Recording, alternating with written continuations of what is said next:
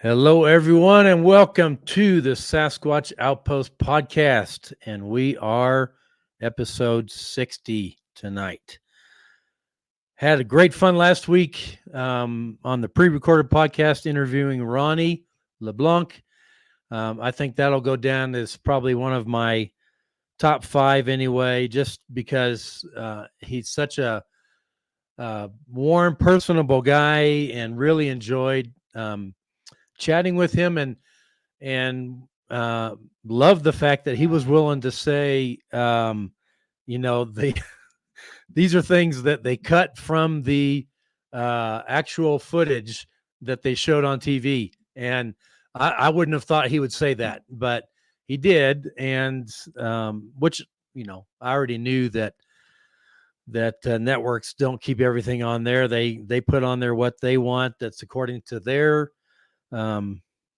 paradigm, so to speak. And so it was fun to hear that other stuff happens to them, which had to be the case than what they show on the episode. But I don't know how many hours they film for each one of those 45 minute episodes, but I'm sure it's 5 times as much.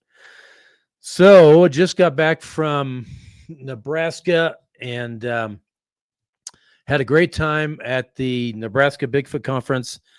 Had my friend Brent Berglund came up with me so I didn't just drive up on my own.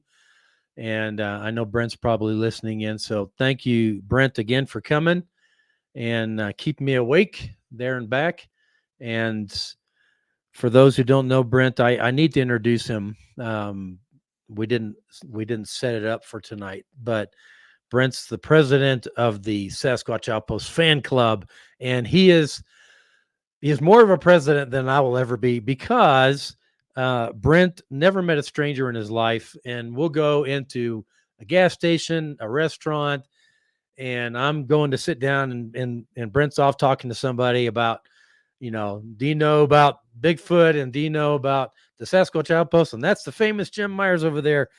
And I'm just not I should be probably sometimes a shameless self-promoter, but Brent is far more than I would ever be at promoting me and the Outpost, and I really appreciate it. So I don't know how many cards he handed out, hundreds probably, but and it's amazing what the response he gets. I mean, he gets people saying, "Oh yeah, I know, I'm definitely into Bigfoot," or "Yeah, I've heard of Jim Myers," or that latter one's not that often, but definitely people who are into Bigfoot, who I would never have thought, just, seeing them, looking at them in a restaurant or whatever. So anyway, I'm going to get Brent, introduce him on a show coming up soon.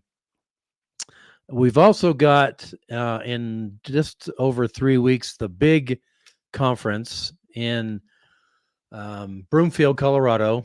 And this, is it grayed out? What's going on here, Steph? I don't know why At least on my end, it doesn't look like it's. I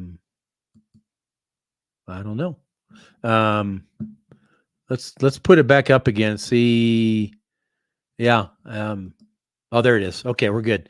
So, Dr. Jeff Meldrum, who I interviewed a couple weeks ago, is the keynote speaker. I'll be speaking, and as well Daniel Toth, who's the president of Big.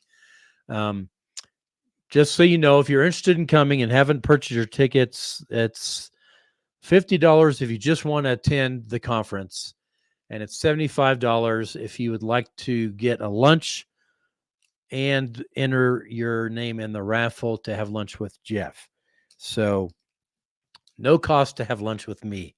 I am free. So you just have to grab me early enough in the day to say you want to have lunch, and you got a date. So okay, then several weeks ago, I don't remember, 3 weeks maybe, we did a giveaway with a couple of posters that we used to have in the museum, and I never got the addresses of those who won them so that I can mail them to you. So if you would put that in, I don't know if you want to put your address, but Steph, you can, Steph, what do you say is the best way to handle this, to get their addresses? Can they private message you? I can't remember. I don't think they can, but just need to get your addresses to Stephanie. You can do it through the Outpost contact form. Okay, so she'll give you an email address to send that to her. Those, I thought it was Jeff, but I'm not sure who won those 2 posters. But I want to get them out to you. So this is my cost to get them to you. So please get me your addresses. So I had a very interesting day yesterday. Got back on Sunday with Brent, and I knew that there was the couple who are the creators of the 2 films, A Flash of Beauty, Bigfoot Revealed, and A Flash of Beauty, Paranormal Bigfoot, Brett and Jill. I interviewed them for a few minutes in the museum, and it's amazing how in this Bigfoot world, how many coincidences, favorable coincidences happen. Serendipity, if you want to call it that. But they told me in Nebraska they wanted to come by the outpost because they were flying out of Denver. So they drove down Sunday as well. And then they came in yesterday morning to the outpost. And so I filmed them briefly, and I'll just have Steph put this interview up there, and then I'll talk a little bit more about it. Hey, everyone. I have the privilege today of having in the museum Brett Eichenberger and Jill. You're going to have to tell me your last name, Jill. Redmond Snyder. Yes, that name. And so I was with them up in Nebraska at the Nebraska Bigfoot Conference, and they were flying out of Denver today and wanted to stop in at the outpost. So they have. And we've given them a tour of the outpost. We've gone to look at the spirit trees at Glen Isle. And so they are working on a project that I am really excited about. And I wanted to let them talk about it and promote it a little bit, because I know you guys will be interested too. So I'll let whoever wants to go first just tell us about this project. I'll let you do the honors. You're the director. So, yeah, I think all of you that are watching this podcast know who Ron Moorhead is. And if you don't, you should. Ron's famous for the Sierra Sounds. And we're doing a documentary on the voices in the wilderness, but we're telling the entire story. And what nobody knows is there's a whole bunch of other guys. Well, everybody knows that there were other campers involved, but that nobody has heard their story yet. And their story is just as amazing as Ron Moorhead's. And there are details that are coming out that we've already captured on camera. We've already started filming this documentary. There's going to be details coming out that I think are going to blow people's minds. So we're currently in production on that right now. We're going to be headed down to Southern California in a couple of weeks to grab some more footage, and we literally can't wait to get it out there. Now, I didn't say this, but in case you don't know, Brett and Jill are the creators of A Flash of Beauty, Bigfoot Revealed, and A Flash of Beauty, Paranormal Bigfoot. If you guys have not seen these films, please watch them. They are excellent documentaries on Sasquatch. So they are experienced film producers, and so this project really excites me because I've never heard any of the other guys in the camp than Ron, and some of their testimony predates Ron. Yeah. Correct? Yes, by a number of years. So I think this is going to be a phenomenal film. Now tell me, I think you guys are working on a Kickstarter, is that right? We had an Indiegogo campaign that ended a while ago. Okay. But what I've done is I took all the reward levels and put them on our website. Okay. So if you go to our site for the movies, bigfootdoc.com, there's a page called Voices in the Wilderness.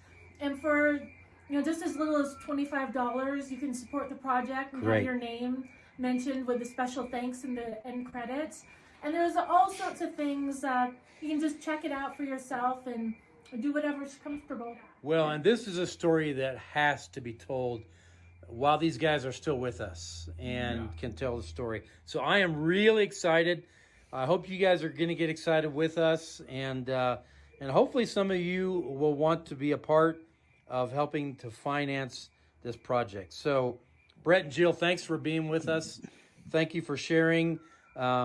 And can't wait to hear more about the project. Our pleasure, Jim. Thanks for having us. You bet. So it was great to have them here with us, and great couple. Really enjoyed getting to know them. So, but while they were here, something else happened. So I've begun to realize when in the Bigfoot world, for some reason, there's this serendipity thing that happens with coincidences. So I was taking them through the museum. I took them in the very back room. If you haven't been to the very back room, we created a little space with the 1962 footage of Sasquatch that was filmed by Alfred Bouvier in 1962 that we think may be the earliest footage of a Sasquatch, predating Patterson-Gimlin. Now, it's an 8mm film, so the quality is very blurry and of the actual image of what we think was the Sasquatch. So Brett and Jill were watching it, and Brett goes, man, I wish we had the original of that movie. And I said, I do. He goes, what? I said, I have the original 8mm film, one and only copy of this movie. I said, why? He goes, he said, I want to get this thing digitized again because it's been 10 years since they digitized it and technology has changed dramatically. And so he said, I think if we can digitize it again, it'll be night and day from what you're looking at right now. And you will probably be able to tell what that is, if that's a person or a Sasquatch. And so I got excited, and because they were flying home, I wrapped the copy of the film up securely and gave it to him hand to hand. And I said, you are responsible for this movie. If something happens to this movie, you are responsible. He goes, I will guard it with my life. So as it turns out, coincidentally, Daphne and I are taking Jacqueline back to California to get her few things that she and her boyfriend Dom need. And then they're moving back to Colorado. Her boyfriend got a job here, and Jacqueline will be getting a job. So it just happens that next week we're going to be there, and Brett and Jill are driving down from Portland to interview these hunters who were with Ron in the camp in the Sierra Nevadas, and one of them happens to live in San Diego, which is where Jacqueline lives. And so we're going to meet up, and I'm going to try and get with him when he actually takes the film to the lab to have it digitized, so I can be there watching the process. Then I can get the film back and the digital version myself, and there's no need to try and send this precious commodity through the mail. So let's see how this all works out. But then I said to Brett, I think this summer, I've already talked to Jill, my business partner for all of our expeditions, and Jill and I have decided that we're going to try and do an expedition up to Roosevelt National Forest, where this original 1962 movie was filmed. Now, this is assuming that the new footage shows us that it's a Sasquatch. If it shows us that it's a person, it's going to be the biggest letdown of the century for me. But if it's a Sasquatch, we're gonna head up there with Jill's horses, and because you can only go in, I believe, to that particular national forest on foot or on horseback, no motorized vehicles. So we're gonna ride in. And Brett, when he heard about that, he said, "Man, if you decide to do that, if this film turns out to be what we hope it is," he said, "let's make a documentary about that trip." And so I said, "Well, I'm up for that." And so it's possible that this will happen, that we're going to do this expedition. It's possible that we'll have a spot or two for people to join us. You would need to be comfortable riding, because I can't take beginners on a trip like this, because we're going to be riding for long periods of time. It's the Roosevelt National Forest is up above Fort Collins, and so it's a couple hours from Bailey's, give or take.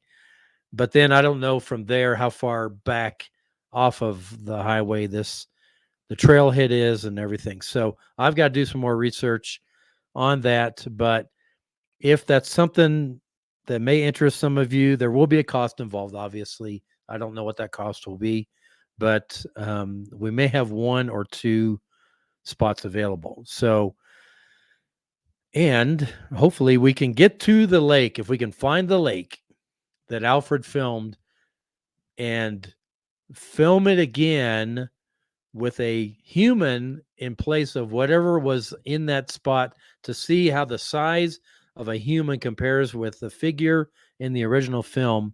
I think we can prove or disprove once and for all what that figure is. So, but the only way you can do that is to go back to the location and film it again with as much certainty as possible about where it is.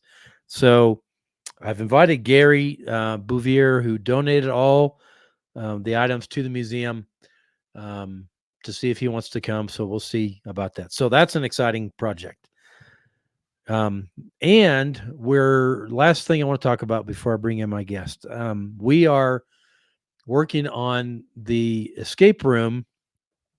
And California again, a friend of my daughter who lives in California, is an electrician and a creative guy, is coming over to help me figure out how we're going to build this thing. And he's already come up with the puzzles. He's got multiple 3D printers. He's like printing stuff up. And so we're going to brainstorm this escape room, and he's going to actually help me build it. So we've got to figure this out. But we've just come through the first quarter of this year, and it's been the slowest quarter since it's the first time that the Sasquatch Outpost has made less money than the previous year on any quarter of any year so far, including COVID. And so our cash reserves are very low. So I'm putting an appeal out there. If any of you are interested in helping us put this escape room together and fund the supplies and everything we're going to need, and we're going to do as much as we can ourselves, so there's very little labor cost. If that's of interest to you, let me know. I don't know the budget yet. I will after this weekend, but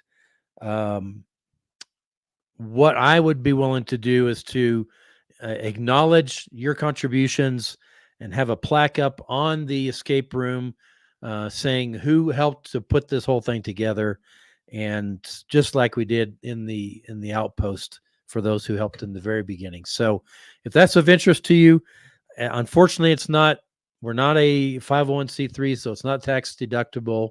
So if you just have, out of the goodness of your heart, no tax deduction, want to help with this project and see it completed, I would love to have you as part of it. So please let me know if that's what you're interested in doing. So without further ado, I want to introduce my guest. My guest is a very good friend of mine, Joe Hauser. Now, Joe owns and runs the Montana Vortex. And I'm sure some of you have been to the Montana Vortex up outside of Columbia Falls. And Joe has owned it for 21 years, along with Tammy. And together they have 3 kids and 4 grandkids. Prior to 21 years ago, when Joe took over the Montana Vortex, the only thing there was what is called the House of Mystery, and Joe still calls it the House of Mystery. It's an incredible building. As soon as I walked in that house, I felt, and I'm not a real sensitive guy, I felt the energy in that place. But he expanded it 10 times over what it was, brought in scientists to determine where these energy vortices are. And I believe there's 3 or 4 on the property. Joe will tell us. And expanded it to an hour to an hour and a half tour with 15 or 18 different stations where you can experience the whole vortex phenomenon in different ways. And by the time you're done, if you're not convinced that these vortexes are real, then you're just about like someone who comes through the Sasquatch Outpost and leaves thinking there's no such thing as Bigfoot. So without further ado, Steph's going to do a quick segue here with a quick video, and then we're going to bring Joe in. Show your support for the Untold Radio Network family of shows and join in on the conversation by using super stickers and super chats on YouTube. Got a question you want answered? Ask it live via a super chat and get real-time responses from our show's knowledgeable hosts and guests. Help keep the Untold Radio Network shows running strong. We need your support. Send your super chats and stickers now. Welcome, Joe. Glad to have you with us tonight. Jim. Thank you. Good to be here. So, by the way, I'm going to be on Untold Radio tomorrow night with Doug.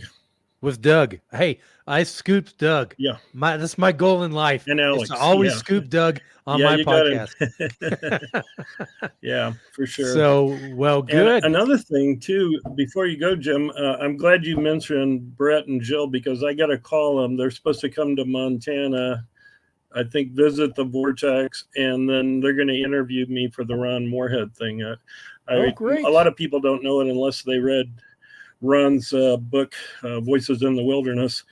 Years ago, I was hired by Fauna Communications to go to the Sierra camp and do a forensic study to see if there was any, first of all, to see if a large bipedal creature could live in that area and survive, and also to try to determine if there was any way that they could have hoaxed the whole thing. And Ron and I went up there. We had some experiences, but it's, believe me, everybody, it's real. Just the hike to get in there is unbelievable. And did you guys hike in? There's no way you that go in on horseback? No, at that time one of Ron's horses came up lame, and so we backpacked in all the way up there, and it's like, wow. Well, you see the mountain across from us, Columbia Mountain. It's like starting at the bottom and switchbacking all the way up to the top, and then going back into the woods. I think Ron told me it's a 5-6 15-mile hike. Yeah, and it's outrageous. No, what year was that you went? I think it was 2003. Oh, wow. Okay. Some time ago. I did not know that, Yeah. Joe. I didn't know you were involved in that project at all. So, Yeah, I was the first person to go back there that wasn't involved, that wasn't part of the original people that went in there. Huh.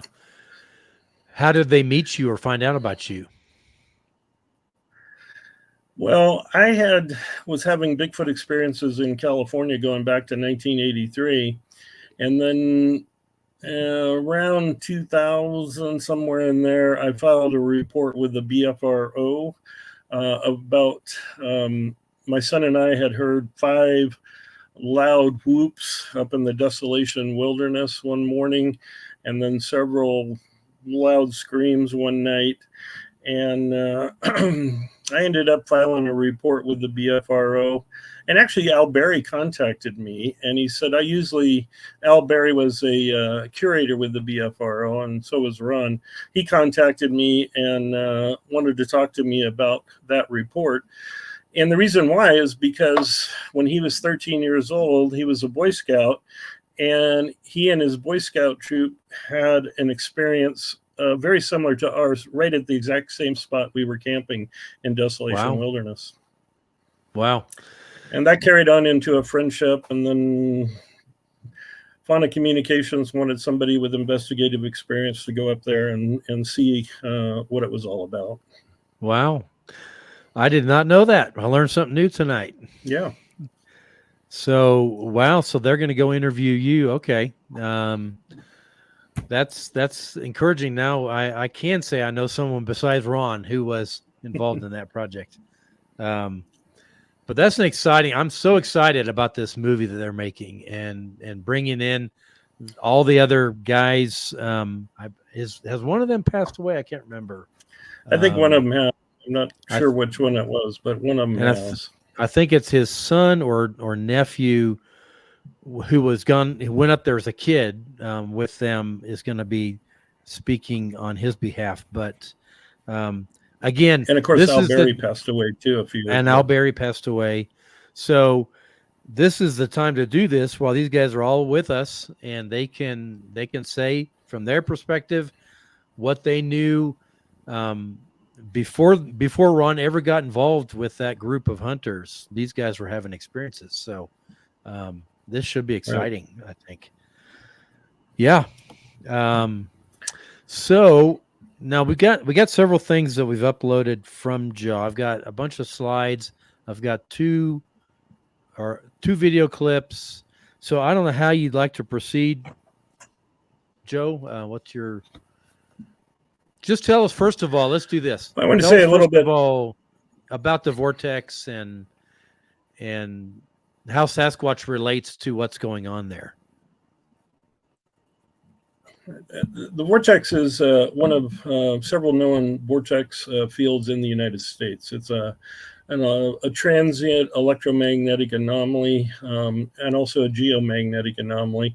We're the only so-called field in the United States that's actually listed on the USGS maps as a geomagnetic anomaly, where you have a compass variation of anywhere from 15 to 18 degrees. On any given day, the electromagnetic field can raise up very high, go down. It's kind of like a wave that goes up and down. And so it's very dynamic, a very dynamic energy field. And like you said, we bought it 21 years ago to research electromagnetic energy fields, put some science behind what happens here. And we show you about 18 different demonstrations in the energy field. We teach people how to see their own aura, play with their own energy field. And when we get done, we cut you loose and let you go play around with everything. Mm-hmm. And basically, because we're all energy, it's kind of like experiencing quantum physics at the macro level where you can see it and experience it. Yeah. And you've been there, so you know what I'm talking about. Absolutely. Been there twice now, and have had some kind of an experience both times. The first time was just with Daphne and Dave and Angie, and then obviously the conference that you and Dave organized. I was part of that. So, but I was amazed, Joe, that and again, I'm not a real sensitive person. I didn't sense anything on the property, but when I walked into the House of Mystery, it was like I hit an energy wall. Right. Do a lot of people report that? Yes. Some people that are more sensitive feel it in the parking lot, the gift shop, before they even get to the House of Mystery, or just walking around the grounds. But most people, I'd say 97% of the people, when they get to the House of Mystery and they go through that doorway, it's like you said, it's like hitting a wall of energy, and almost everybody feels it. It affects different people differently. Some people get dizzy, disoriented. Some people feel it as a pressure in their chest or their head. But it's definitely something there. And it's a measurable energy field, too.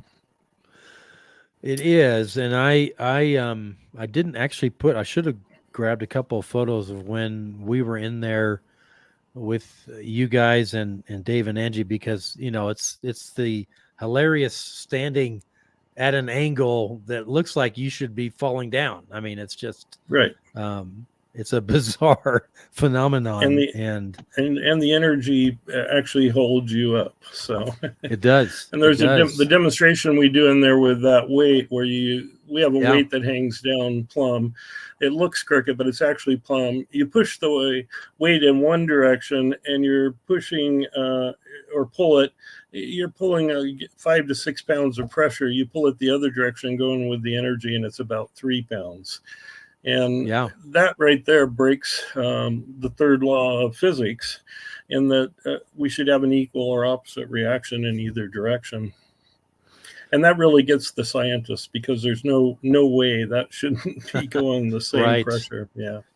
Well, and I remember you picked that weight up. Again, it's hanging on a rope, and you let it go, and it swings to where it encounters that resistance, and it just kind of stops. It's not like it swings like anything else would. It swings and then stops. And you do a demo that we'll show a picture of in a minute here with a broom, where you just stand the broom up and it just stands there by itself. Yeah. A lot of times you can just drop the broom and it just stands up. The energy picks it out. We put a camera on it before, and the most we've had it up is about 30 minutes. But as the energy ebbs and flows in there, sometimes it looks like the broom's going to fall down, and then the energy just brings it back. So you just filmed it sitting there to see what happened. Oh, wow. Just to see what happens. Yeah. That's a great idea. So you asked about Bigfoot here. Yeah, about Bigfoot. Yeah, tell us. I had already been doing Bigfoot investigations since 1983, before I got here in the Sierras.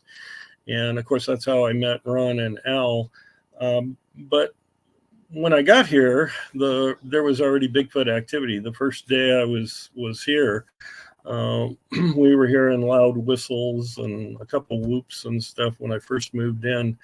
And over the period of 21 years, we've had 11 sightings on the grounds. 6 have been by multiple witness sightings by groups of tourists. I've seen one, and then 4 of my guides have seen one too. So they're always here. It's just when they choose to show themselves to us that we get to see it. The last sighting was in September of this last year, actually about a week and a half before we did the Montana Con conference here. And 2 people from Canada down in our aura spot saw a Bigfoot standing out in the woods down the hill down there. And they both looked at it. And then the Bigfoot just kind of looked at them and stepped behind this tree. And they never saw him come out on either side. It's like he just disappeared. And when I had a chance to interview them, they described very much in detail, just for that short period of time, which sounded exactly like the same Bigfoot that I saw about 4 years ago. And they had no pre-knowledge of that. They weren't preloaded or anything else. So, and for those who've never been there, you have to realize that the Vortex is built, this whole facility is built right on a major road. I mean, right next to the major road. And then if you go down through the woods and kind of across the creek, and then the other side, there's like a zip line thing over there, or? Yeah, there's some people that put in a zip line on state land between us and the Flathead River a few years ago, and it's still down there. And so it's not like you're way out in the middle of nowhere. You are very much in public thoroughfare, and yet all these things happen with Sasquatch and not just Sasquatch. I mean, other entities as well, correct? Oh, yes. We have tons of orbs on the property. Some days you can take a picture in any direction. You'll have thousands of orbs that will show up. Many days you can see the orbs with your naked eye and then take a picture of them.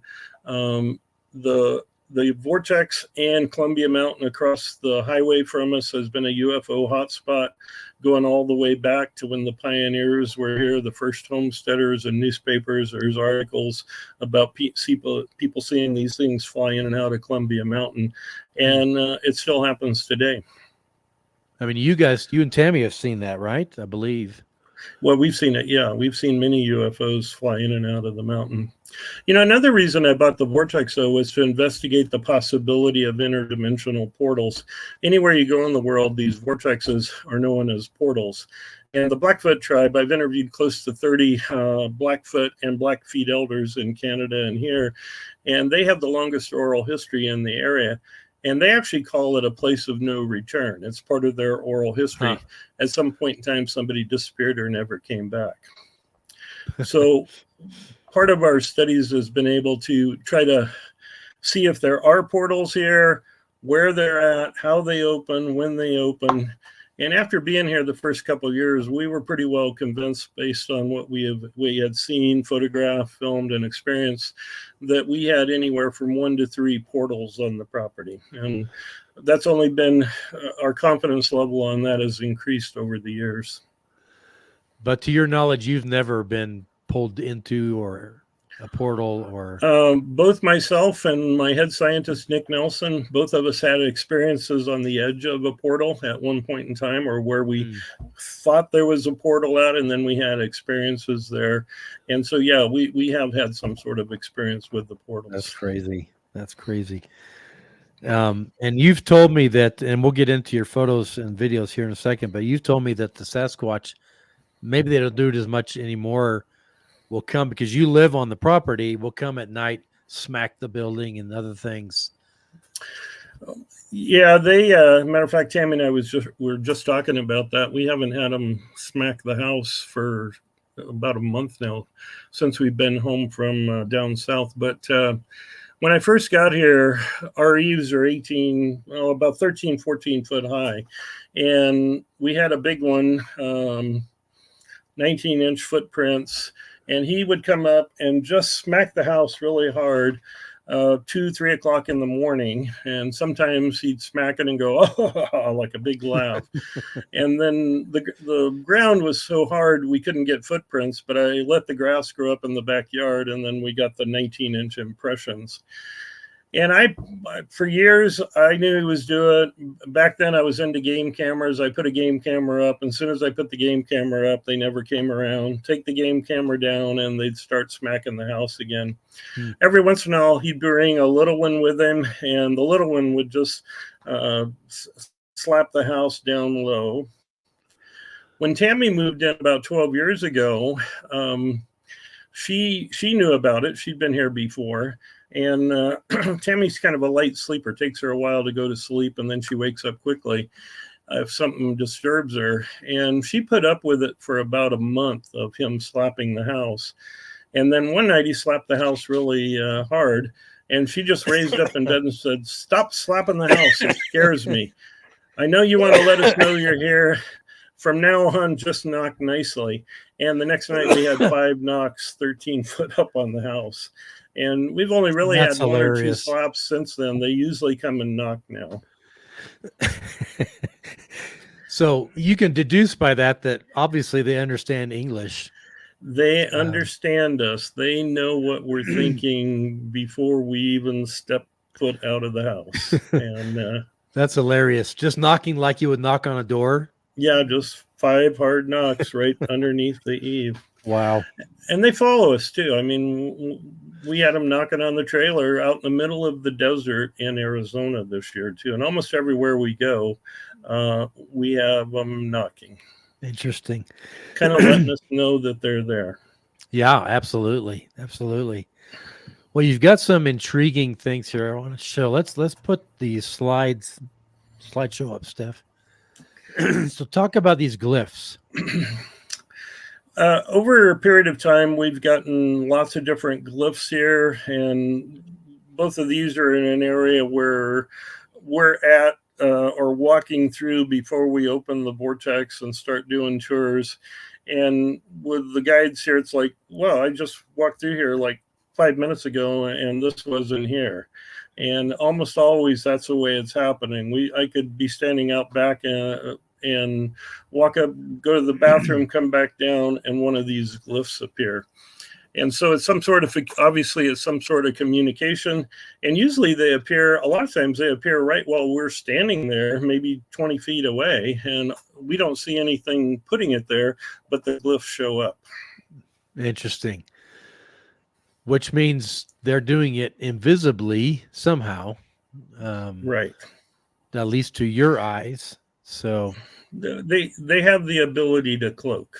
Yeah. And they use the electromagnetic field to cloak. So these are just like in the middle of the pathway, I assume. So you would see it to make sure you see it. Right. And this is, in these particular areas, there is before we had gravel down. All of our paths are gravelled now. And our guides or our maintenance person rakes the gravel every morning before we open. And there won't be any sticks or any leaves or anything else. And like I say, you come back 5 minutes later and there's a glyph there. So there's no doubt that they did it. No doubt. In between time. Right. Yeah. But they move rocks. They give us feathers. They'll put a rock on the front porch. They'll put a feather there. One day I had a raven feather. I had it up in my visor, and we have a family of ravens that live here. And I rolled down the window to get a bee out or something, and the raven feather flew out on my truck. So I came back the next day. I told Tammy I lost my raven feather. I'm going to tell the Sasquatch that if they could give me another raven feather, but don't hurt the raven. And so next morning, our maintenance guy came in, and he said my car was parked out, my truck in the parking lot. He said there was a raven feather right on the ground next to your door of the truck. And he said, I picked it up and put it inside of the door of the front door between the two glass doors or entryway. He said, I stuck it in between there. Well, when I came outside, I didn't know that. But when I went to open the store up, I looked down and there's a raven feather there and it has a stick on it. It's right on the sidewalk next to the door and it has a stick on it. And we get a lot of wind here and it's like whatever it was, didn't want it to blow away. And so I picked up the raven feather and I thought, well, that's kind of interesting. I just asked for a raven feather and there's one there. And then I took it over and showed it to our maintenance guy. And that's when he told me about finding it by the truck and stick it in the doorway. So just within a period of less than 5 minutes, something had taken it out, put it on the ground and put a stick on it. And those kind of things happen all the time. You just have to be observant enough to pick out the different things. And when you expressed your wish about the raven feather, it wasn't like you went out to the vortex and said, okay, all you Sasquatch, you were just kind of mentioning this in passing right to someone else. So yep, that's kind of the way it happens. Oh, tell us about this. You have that the footprint one I showed you. Did that come through with the footprint in the snow? Yes, I believe that's in there. I'll let Steph look for it. You might have that. We leave in the wintertime and we come back in the early spring, and many times we come back and there's snow on the ground. Okay. And so if we come back and there's snow drifts, every morning I try to get up, I check the snow drift to see if there's any, or different snow drifts around to see if there's any footprints in them. And then I usually check them before dark again, so I have a time frame of when the footprint was made. And I had been checking the different snow drifts for about a couple weeks, and probably about 100 150 foot from the house and the vortex, I found this footprint, 16 and a half inch footprint in the snow. And then I looked and I found a couple more, and then some footprints in the mud. And they were going away from the river. So I called our head scientist down. He came down, saw the footprints. We took pictures of them and stuff. It was about 10 degrees outside. And he goes, "I'm going home. I'm too cold." Well, I couldn't follow the footprints across the road and up the mountain. So I turned around and went the opposite way. And you know how it drops off behind the property, like in the ore spot. I dropped off down there. And right when I first dropped off, I saw the shelter that you just put up there. And so there you go. This was a tree that was laid between a couple other trees, and then this whole thing was built up with sticks and wood and detritus. If you go one more, I think it shows a picture of it there. It's big enough, possibly. It's about 8 foot long in there, big enough for possibly one, maybe two Sasquatch to get in there. And if you got the other one there, the backside, there it is. That's how the backside looks. So definitely it was something that somebody had to put some work into. In that area, you can see there's still some snow drifts around, and I found one 19-inch footprint in one of the snow drifts there, and then I had the 16.5-inch print. So I started thinking it was a male and a female, and maybe it's early spring. Maybe they had put up a quick shelter as a birthing shelter, maybe for the female. Right. We couldn't find any evidence of that, but it's just a possibility that could have been what happened. And then they had evidently been there for a little while, because I found 5 dead deer carcasses around the shelter. And I think you had that one in there. It's kind of, there it is. And all of the deer, their neck had been broken, but not like a mountain lion would bite through the back of the neck. It's almost like it grabbed them by the head and snapped them, like cracking a whip. And the crack goes so hard, and I've seen this before in the Sierras, the hind legs turn around 180 degrees. And then they basically, the first thing they generally do is they eat all the internal organs. Mostly they leave the intestines, and then they start eating the rest of the deer. And it's kind of like picking up a rib and just chewing on a rib there. But there were 5 deer carcasses there, and there was no predation on them. No other animals had been in there to prey on them. And I figured they probably were there for a while. Her footprint was going up the hill. I didn't find the larger Bigfoot print, but I figured they were probably done with the area. I kept going back to that area. Matter of fact, Ron Moorhead came up and stayed for a week with me, and I took him out there and showed him the shelter too. And he pretty much agreed. He thought maybe it's a birthing shelter.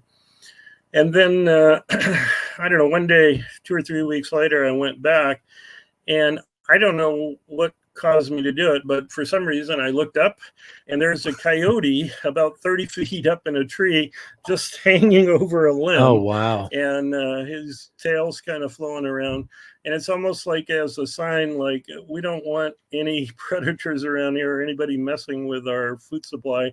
And they killed him and stuck him up in the tree up there, and he eventually rotted out, and for a while there was just a coyote skin floating in the tree. What did they use to suspend him? They didn't. They just stuck him over a great big limb. Oh, they just stuck him over a limb, and he was just hanging over the limb with his head down on one side and his tail on the other side. Well, clearly foxes don't climb trees and die over limbs. So right, yeah. No, this is a pretty good sized coyote, and we do have coyotes here and mountain lions too. Usually, when a Sasquatch does a deer kill here, and we found 2 deer kills since we've been back, nothing touches it. Where a mountain lion kills a deer, and he'll eat on it or she'll eat on it for 5-6 days, depending on how big the deer is. And then when they leave, scavengers come in every scavenger around comes in, and almost everything's gone in a short period of time. But anywhere you find where there's a Bigfoot or Sasquatch kill, all the bones are still there. Nothing messes with it.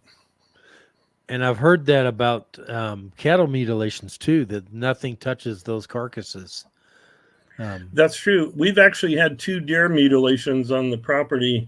The first couple of years I was here, and they were the classic like cattle mutilations, very precision cuts, eyelids cut off, lips, the anus, pinpoint holes in it, and no blood left. And the same thing with the deer carcass. Nothing would touch those deer carcasses. Eventually they're just bones left there.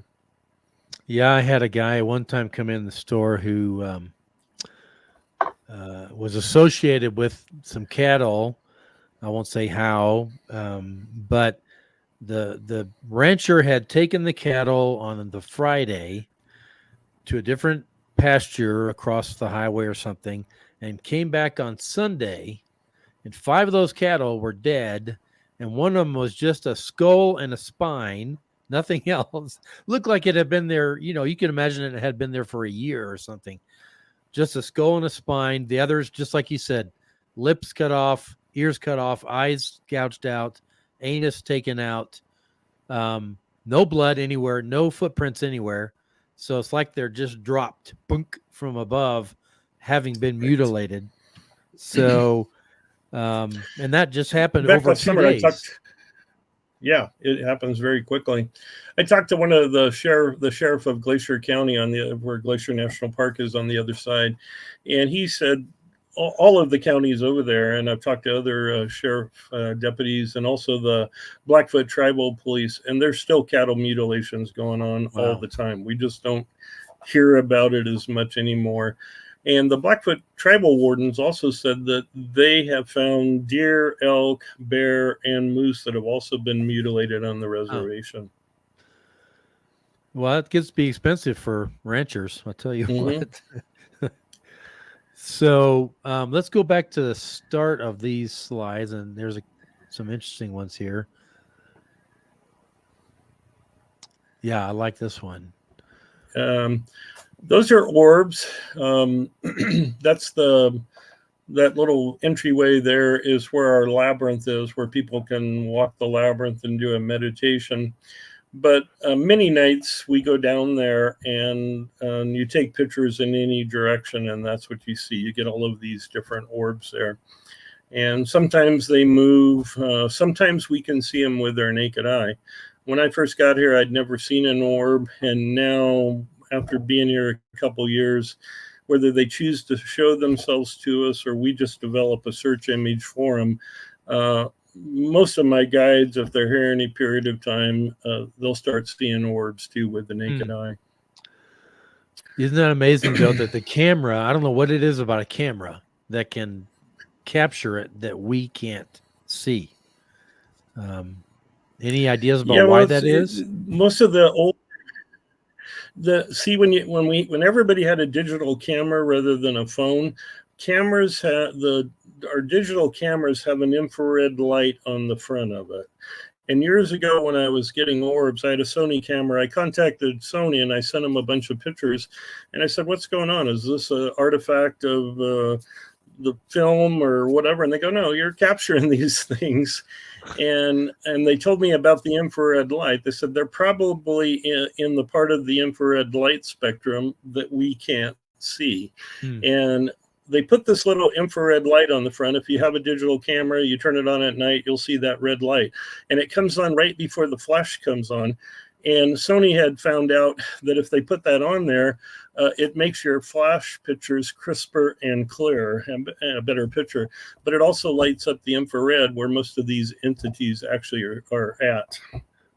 And are these moving? Would they be moving constantly? Sometimes they are moving. You'll catch them as they move around. They'll leave trails and streaks. And if you take another picture, you can start identifying different ones based on the patterns that are on them, and they'll be moving in different places. So yes, they do move. So There's John saying there's a set of eyes. I'm not sure where he sees that.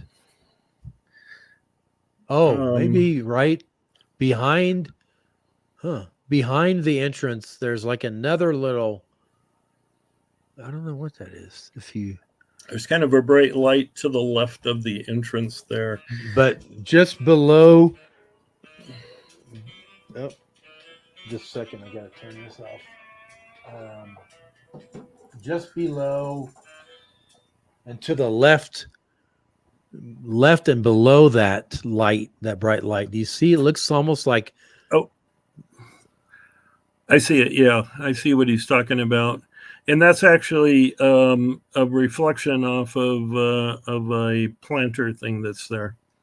Okay, boy, it looks like a set of eyes. I see why he thought so. It does look like a set of eyes. Yeah, it's been a while since I looked at this particular slide, but some nights we go out there and we take pictures, and this is nothing. There'll be orbs. I mean, literally thousands of orbs for as far back as you can see in any direction that you take a picture. So a question was just asked, can you spook orbs?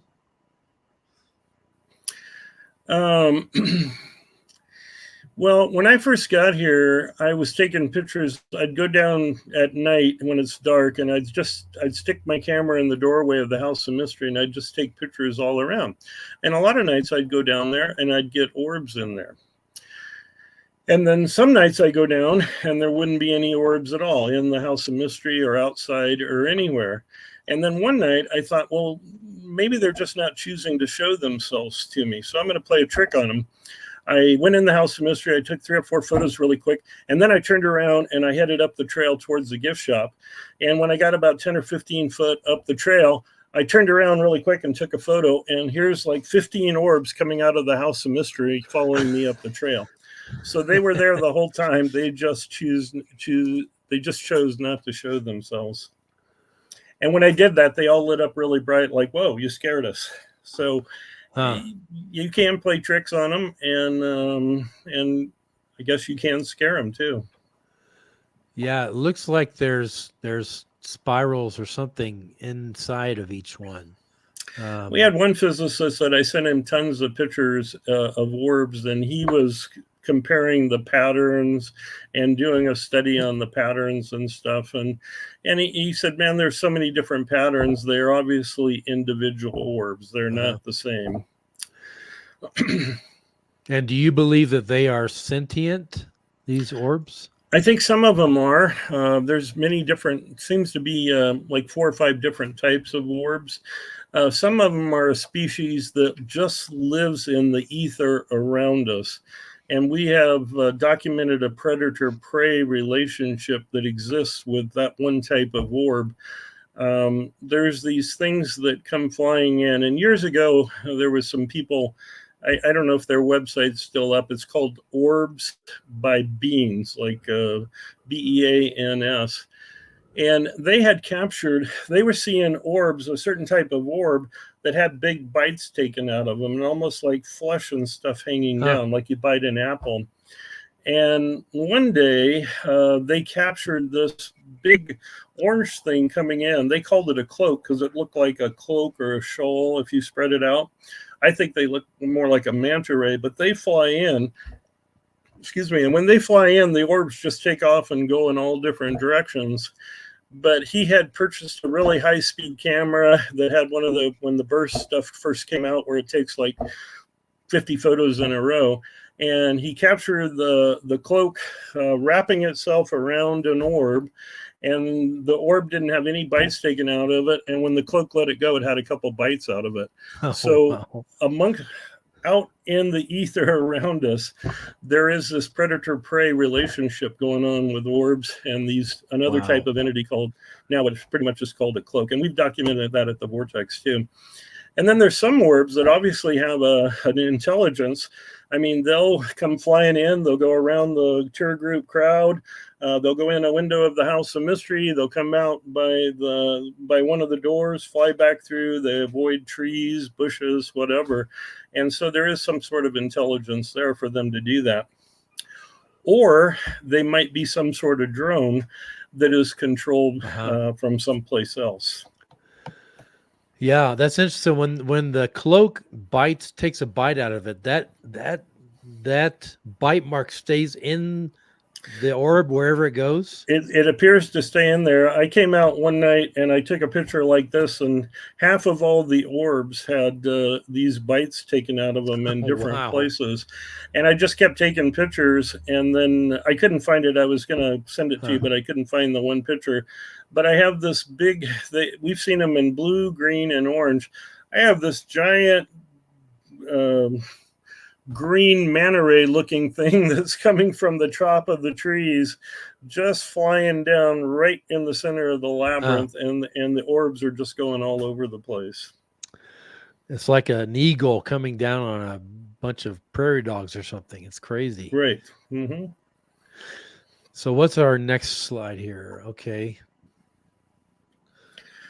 Well, that's one of the cameras we have permanently outside, and coming back towards me, it's actually shooting over the labyrinth area, which we were looking into the labyrinth with that last shot. And normally it would be totally clear out there, but we have all of this kind of ectomist or haze. And if you see, there are almost like 4 or 5 or 6 or 7 places where they're like round, but not really well defined. And over the years I've been here, I have used psychics many times, because I find out that when they tell me something, they say, well, there's something over here. You got to put a camera there and see what it is. And maybe 6 months later, another psychic comes in and said there's something there. And maybe 3 or 4 psychics tell me the same thing. Well, in this case, the gift shop is on the other side of these things. And I had a guide working for me who was extremely psychic. He actually did that for a living. He just spent a summer with us so he could have experiences here. And one day he stopped me and he said, you know, there's 12 very large beings.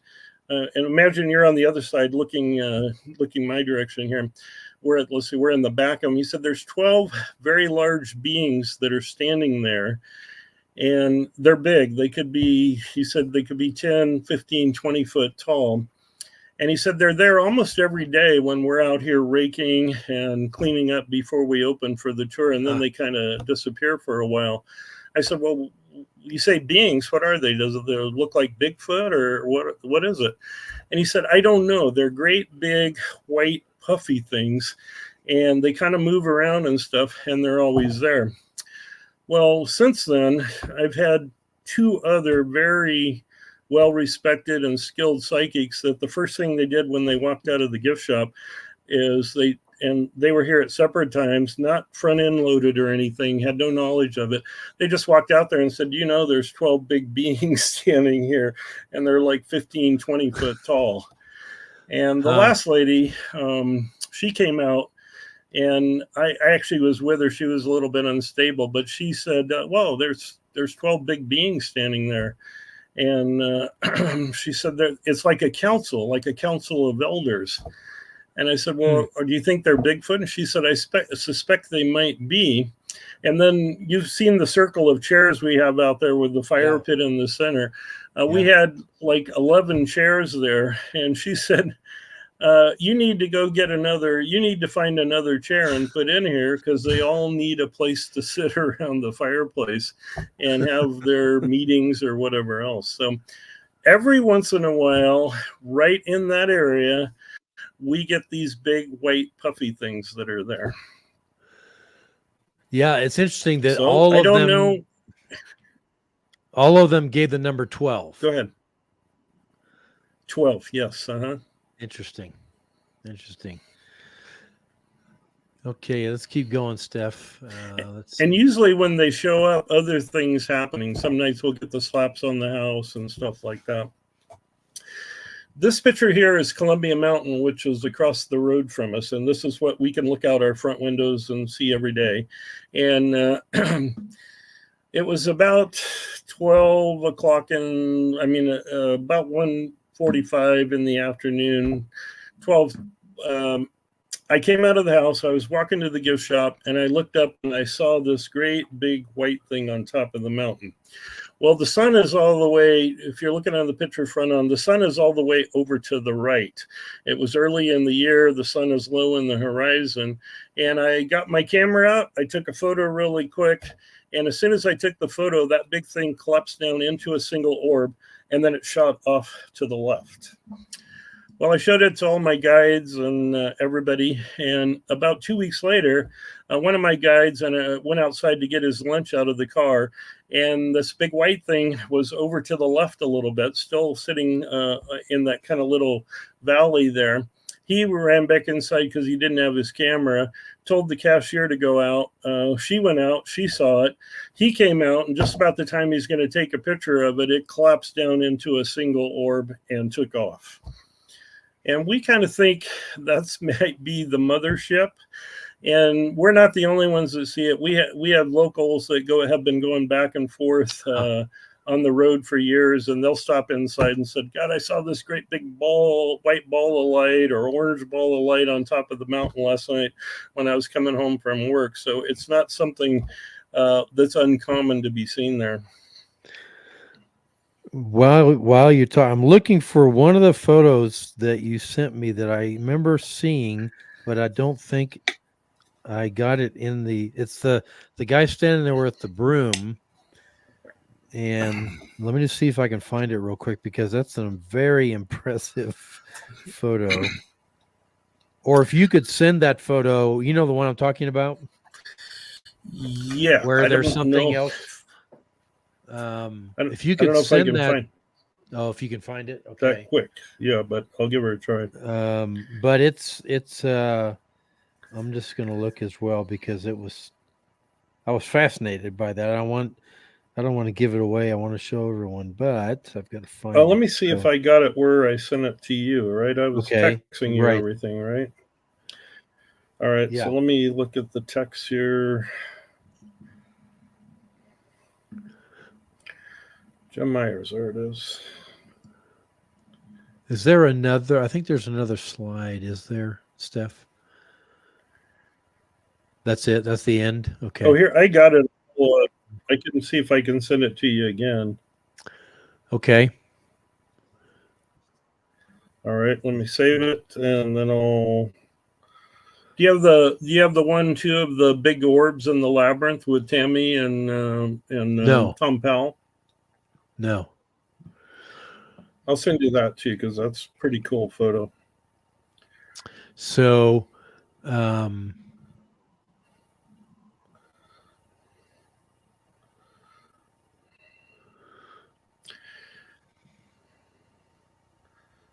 right, here comes the one. I'm going to text it to you, all right? Sure. And then I'll... It's on your... It should be on your text thing there, because it went through on my side. Okay. It shows it going through.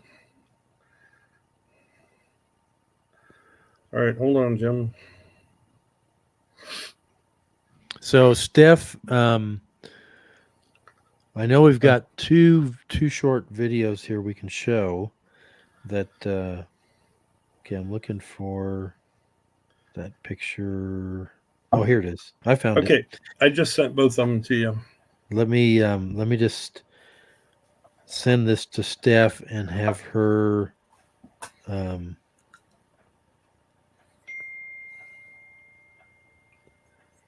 okay, I'm sending this one. Because this is whatever that is in that picture is crazy. So it's worth taking a second here to find it. And let's see. And let me find the other one here. You said this one. Oh, yeah. I don't know why I didn't send these. Here's Steph. I'm sending you 2 or 3. And if we can just put them on a quick PowerPoint slide.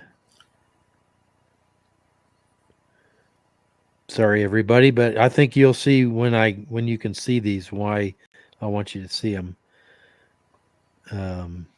Okay, that's that. And let's see, the one you just sent me, Joe. See, that one. Yeah, the big one. Okay. So there's 4, Steph, that's coming to you. Not every day do we have a paranormal experience here, but basically Tammy and I wake up every day expecting to have a paranormal experience because so many things happen here and that have been happening for the whole 21 years I've been here. And there's new stuff that happens too. So tell the folks here while we're waiting to get these photos up.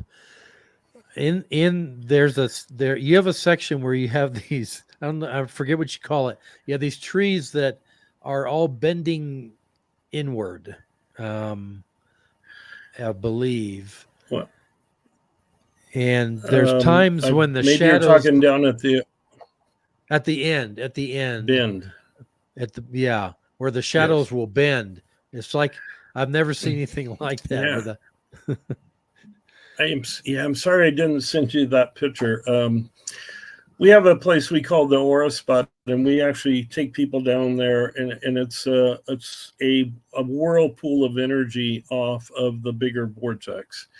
And imagine when you see a whirlpool or a hurricane or tornado, it spawns off other smaller tornadoes, or even in a river. Well, that's what this is. And one of our scientists, Dr. Gerald McNabb, retired from the University of Idaho. He would come here several times and spend a week or two in the summertime and do research or do experiments. And he was doing experiments down in that area. And one day he called us down here and he goes, look at these tree shadows. And the tree, let's say a great big tall tree, got to get my arm in there, should be coming out and making a nice straight shadow. And sometimes they do. But then all of a sudden, the shadow just bends backwards. And they can bend back. The shadow maybe only comes out a foot or 2 foot. And then the rest of the 100-foot tree, the shadow's going off to the right or the left.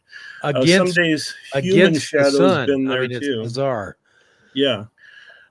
So in that particular area, we've documented almost every day in the summertime, we document the tree shadows bending. And then many times human shadows bend in there too. You'll be standing up and your shadow make a big curve back or to the right or to the left. That's just so bizarre. So bizarre. So Steph, we got the... Here, let's just talk about this one. This was early in the season, probably about 6 years ago now. And it's like at this time of year, we had just opened up and this couple came in and they wanted to do a tour. And I was the tour guide and they were the only ones on the tour. In the summertime, our tours have anywhere from 20 to 40 people on them. But when we first open up, we'll get a few people. Anyway, they had done the tour. And they were the only ones on the property. There was nobody else here. And I was outside the House of Mystery. And they had gone back inside to play around and stuff a little bit. And one of the things to do is standing up the broom.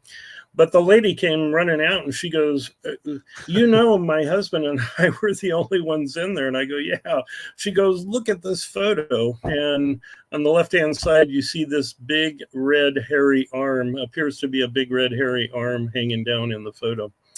And she goes, there was nothing in there. I swear it's just my husband and I. Like, yeah, I know. But many days people capture photos. The Bigfoot like to come in the House of Mystery, and they've been probably playing in the House of Mystery and having fun in there for 50 years, ever since they got here. And one of them, the one that's here that's auburn in color, he a lot of times will show up in photos, or part of him will show up in photos right over in that area. And you can see on the bottom, it looks like a foot, even part of his foot. Yeah, there's possibility of that. And I had another lady in there that was here, and you could see a pretty good outline of him against the wall there.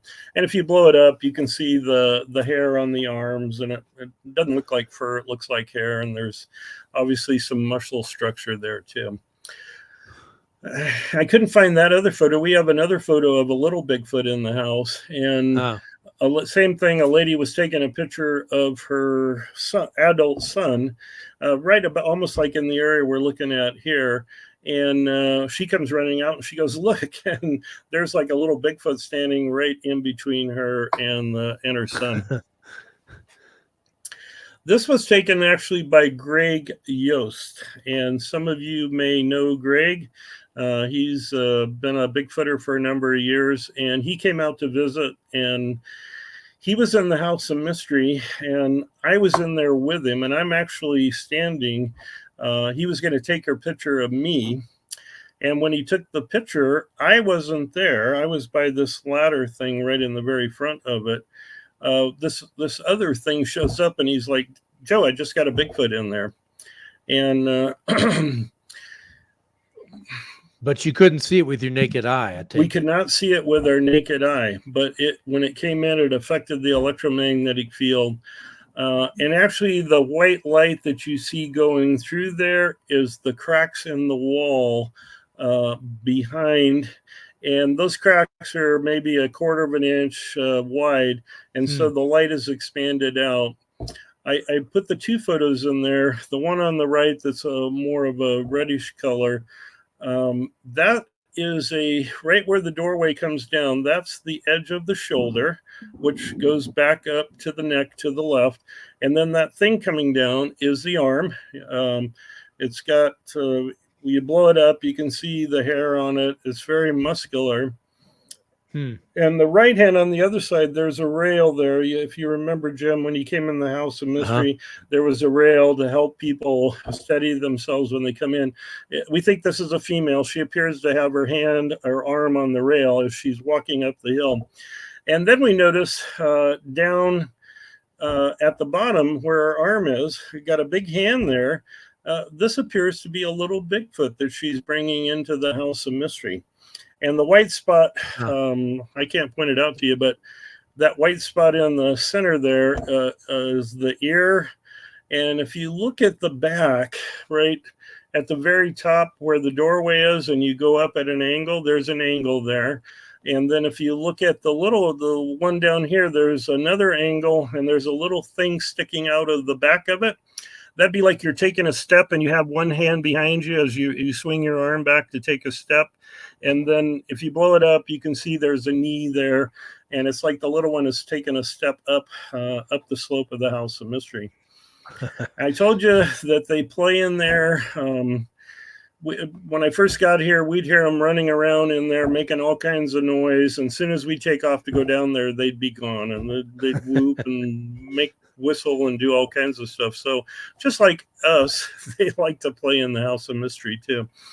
And they're see-through. They have the ability to cloak, but also what you can't see here, there's two kids over to the right where that yellow thing is. There's two kids right there, and they have totally blurred the electromagnetic field. And you can't even hardly see the kids over there. And I disappeared in the photo. And that's not unusual. We literally have thousands of photos that are taken in the summertime. We get tons of them back. And it's not unusual even I've done it, where I take a photo of a family and Aunt Grace is missing in the photo. She's just not there.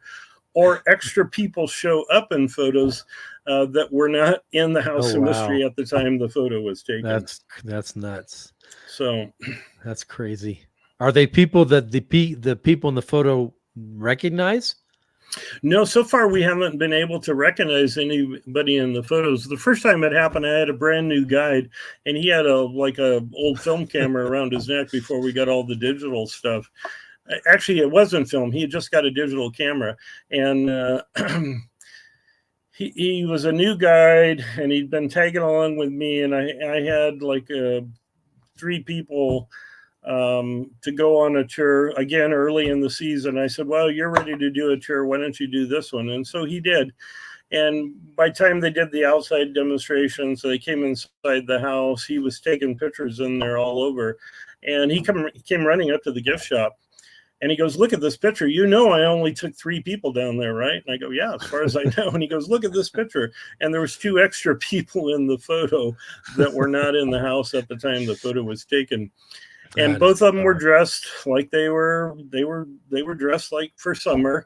But one of them had bright orange hair.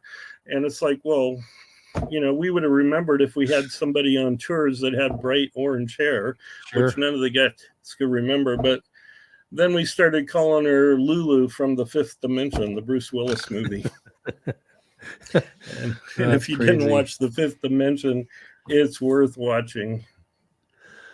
And there's one more, I think, here. This is fascinating. Well, many of you Bigfooters out there know Tom Powell or have heard of Tom Powell. Tom Powell's a Bigfooter. He spoke at our conference here, and I've known Tom for years. And he and his significant other came to the Vortex, and they were standing in the labyrinth with Tammy. And Tammy has the ability to do a meditation and ask the grandfather and grandmother spirits to come in. And so they're holding hands there. They're doing a meditation. Oh. And Tammy can generally tell when these big orbs come in. And so I was taking pictures, and boom, this is what I got. Wow. Great big red orbs. And there was a film crew here a few years ago. There's a documentary out called The Bigfoot Alien Connection Revealed. Some of you may have watched it. I kept telling the producer and camera people that, hey, Tammy could call up these orbs. And they're like, oh, yeah, sure. So we went down to the bottom of the trail in the woods, and we were taking pictures, and they were filming and stuff down there. And Tammy said, well, I'm going to call them up. She calls them up. I took a picture. I got all the crew in it and stuff. And it's in that documentary. And so it's pretty cool. If I showed this to the Blackfoot elders, they would say that it could be the grandfather and grandmother spirits that still inhabit the area. And it also could be Bigfoot, Sasquatch. So I think those are the photos. Now let's just show these couple of videos that we've got that are, I believe, taken inside the House of Mystery. Great. This right here, there's a little backstory to it. Tammy and I and a scientist from Puerto Rico did some Tesla experiments here where we were trying to raise the energy of the vortex and create a tipping point or an event horizon to possibly open a portal. And we raised the energy field. The energy field was like 900 milligauss of electromagnetic energy that day. We raised it up to about 49,500 milligauss. So everything was buzzing. Wow. And we kept it up there for some time. If any of you have ever had an MRI is like 52 to 54,000 milligauss. And then after we closed up the experiment and stuff, I told Tammy, I go, we need to put a camera in the House of Mystery. And at that time, we had no game cameras around. We weren't using cameras. And I said, we had always suspected there was a portal in the House of Mystery. And she goes, well, if you put a camera in there, you're going to tick off the Bigfoot because they like to go in there and play. I said, I know, but we just got to talk to them and tell them about it. So I took a camera down there, and there's right as where this thing is coming in, there's kind of a speaker box thing there. I took this wireless camera down there, and I took a 25-foot extension cord, and I tied the camera to the extension cord like you would do, a contractor would do. And I plugged it in, but I didn't turn the camera on, and I just set it up there. And I said, well, hey, guys, you know the experiments that we're doing here, and we feel like we need to put a camera in here. And I'm telling you right now, we're not trying to trick you. I'm warning you, there's going to be a camera in here. It's going to be videoing. And if you don't want your picture taken or be on video, then don't come in. But if you do, fine, come in. It's going to be there about 10 days. So I went up and I told Tammy what I did, and she goes, "You're going to make them mad." And I said, "Well, we'll see what happens." I said, "I'm going to leave the camera here on the speaker box. I'm not going to turn it on. You guys come in and check it out tonight and let me know what you think." And usually they'll leave a rock or a feather or something kind of as a yes thing. So I went back the next morning about 8 o'clock and the camera was gone. And the only reason I knew where the camera was is because they had picked the camera up, tossed it out the back window. And when it hit the end of the 25-foot orange extension cord, good thing I tied a knot in it because it would have been way out in the woods, but it landed on the trail 25 foot below. Wow. So I went down, I got the camera, and it kind of ticked me off. I rolled up the cord and I came back in and I said, "You got to understand, the Bigfoot are always here. We just may not see them." I said, "This really makes me mad. We have always respected you. We've never done anything to disrespect you. You know why we're doing these experiments. I told you I wanted to film in here, and I don't like it. You threw my camera out the window. I'm going to put a camera in here and I'm going to turn it on later today. If you don't want to be filmed, don't come in." So I stuck the camera back up there. You have to turn it on at the monitor in the house. So I started up the trail, and Tammy was coming down, and she goes, what's going on? And I told her what happened. She goes, "Oh, you're going to really tick them off. Let me go down and talk to him." The woman's touch, right? So she was down there for about 5 minutes, and she came back up.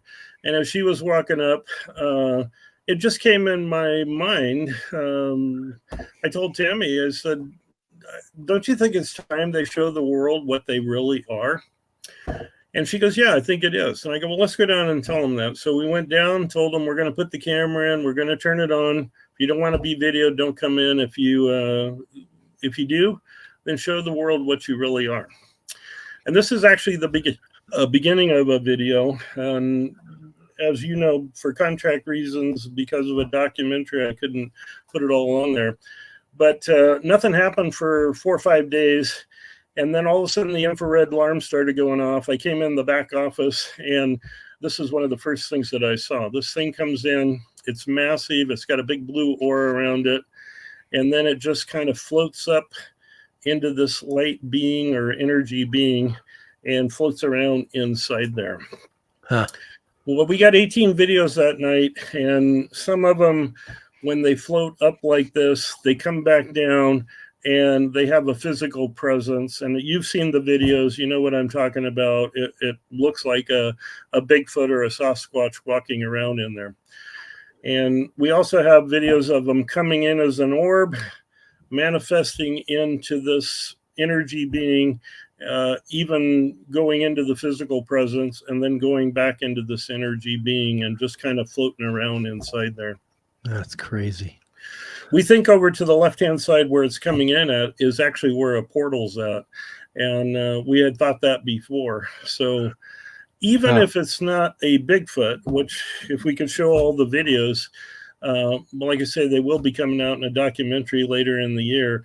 Most people would look at the ones that are going to be in the documentary and say, "Wow, that's a Bigfoot," no doubt about it. So there's a chirp in there when the sound is on. You can hear it go chirp, chirp, chirp. What is that? That's actually the monitor.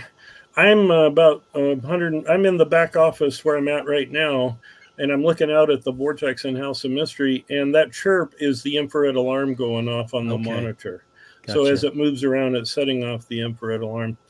And even if it's not a Bigfoot, which we suspect it is, we have some sort of being here that can have a physical presence and then morph up into this light being and potentially turn into an orb and go away.